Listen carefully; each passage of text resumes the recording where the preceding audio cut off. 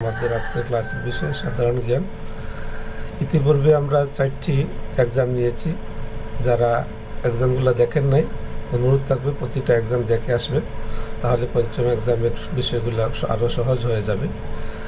আমি আমার চ্যানেলটি সাবস্ক্রাইব এবং লাইক শেয়ার করে পাশে থাকার জন্য অনুরোধ করছি। আর কথা না বাড়িয়ে আমাদের পঞ্চম ক্লাসের মূল বিষয়ে চলে যাচ্ছি। প্রথম প্রশ্ন, আয়তনের দিক থেকে বিশ্বের সবচেয়ে বৃহত্তম রাষ্ট্র কোনটি? রাশিয়া। বিশ্বের সবচেয়ে ক্ষুদ্রতম দেশ কোনটি? Vatican city. পৃথিবীর ক্ষুদ্রতম নদী কোনটি? দীর্ঘতম নদী কোনটি? নীল নদ। পৃথিবীর বৃহত্তম বদ্বীপ কোনটি? বাংলাদেশ। বিশ্বের বৃহত্তম গভীরতম রেল স্টেশনের নাম কি? গোথার্ড বেস টানেল, সুইজারল্যান্ড। এশিয়ার ক্ষুদ্রতম দেশ কোনটি? মালদ্বীপ। সবচেয়ে ছোট পাখির নাম কি? হামিংবার্ড। বিশ্বের প্রথম ব্যাংক প্রতিষ্ঠিত হয় চীনে। পৃথিবীতে বেশি বৃষ্টিপাত হয় কোন স্থানে? চেরাপুঞ্জি। গার্ডিয়ান যে দেশের সংবাদপত্র? যুক্তরাজ্য। টাইমস কোন দেশের সংবাদপত্র? যুক্তরাজ্য। আকবর কোন দেশের পত্রিকা? মিশর। কে লৌহ মানবী বলে পরিচিত? Margaret Thatcher. Daughter of the east কাকে বলা হয়? বেনজির ভুট্টো। রেড ক্রসের প্রতিষ্ঠাতাকে? রেড ক্রসের প্রতিষ্ঠাতা হচ্ছেন হেনরি ডুনান্ট। আন্তর্জাতিক রেড ক্রসের সদর দপ্তর কোথায় অবস্থিত? জেনেভা। রেড ক্রস প্রতিষ্ঠিত হয় 1863 সালে। কোন দেশের নভোচারী সর্বপ্রথম মহাশূন্যে ভ্রমণ করেন? রাশিয়ার। নাসা কোন দেশের মহাকাশ গবেষণা সংস্থা? যুক্তরাষ্ট্র। নাসার সদর দপ্তর কোথায়?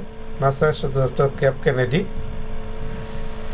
আসিয়ান সদস্য রাষ্ট্র নয়, শ্রীলঙ্কা।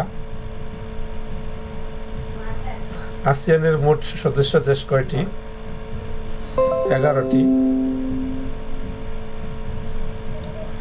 রাষ্ট্রগুলো হলো Brunei, Cambodia, Indonesia, Laos, Malaysia, Myanmar, Philippines, Singapore, Thailand, Vietnam, পূর্ব তিমুর। দক্ষিণ এশীয় আঞ্চলিক সহযোগিতা সংস্থা সার্ক গঠিত হয় কোন সালে? 1985 সালে। সার্কের সদস্য দেশ 8টি। দেশগুলো হলো বাংলাদেশ, ভুটান, ভারত, মালদ্বীপ, নেপাল, পাকিস্তান, শ্রীলঙ্কা এবং আফগানিস্তান। সার্ক বিশ্ববিদ্যালয় স্থাপিত হয়েছে নয়াদিল্লি। এই বিশ্ববিদ্যালয়টির কার্যক্রম 26 আগস্ট 2010 সালের শুরু হয় এবং এর প্রস্তাবক ছিলেন ভারতের তৎকালীন প্রধানমন্ত্রী ডক্টর মনমোহন সিং। নিচের কোন সংস্থাটির সচিবালয় বাংলাদেশে অবস্থিত? বিমস্টেকের। বর্তমান বিশ্বের সর্বোচ্চ টাওয়ার বুর্জ খলিফার উচ্চতা কত? 818 মিটার। ওয়ার্ল্ড ট্রেড সেন্টার এখন কি নামে পরিচিত? Ground zero. ম্যাগসেসে পুরস্কার কোন বিষয়ের সাথে সম্পৃক্ত? সাহিত্য। নোবেল পুরস্কার প্রাপ্ত দক্ষিণ এশীয় মুসলিম বিজ্ঞানীকে? ডক্টর আব্দুল সালাম। শান্তিতে নোবেল পুরস্কার প্রত্যাখ্যানকারী একমাত্র ব্যক্তিকে? লি ডাক থ্রু। তিনি 1973 সালে মার্কিন পররাষ্ট্রমন্ত্রী হেনরি কিসিঞ্জারের সঙ্গে প্যারিস শান্তি চুক্তির মাধ্যমে ভিয়েতনামের যুদ্ধ অবসানে গুরুত্বপূর্ণ ভূমিকার জন্য এই পুরস্কারে ভূষিত হয়েছিলেন, কিন্তু তার দেশে শান্তি প্রতিষ্ঠিত না হওয়ায় তিনি এই পুরস্কার গ্রহণ করেননি। আজকের ক্লাসের সেই 30টি প্রশ্ন এখানেই শেষ।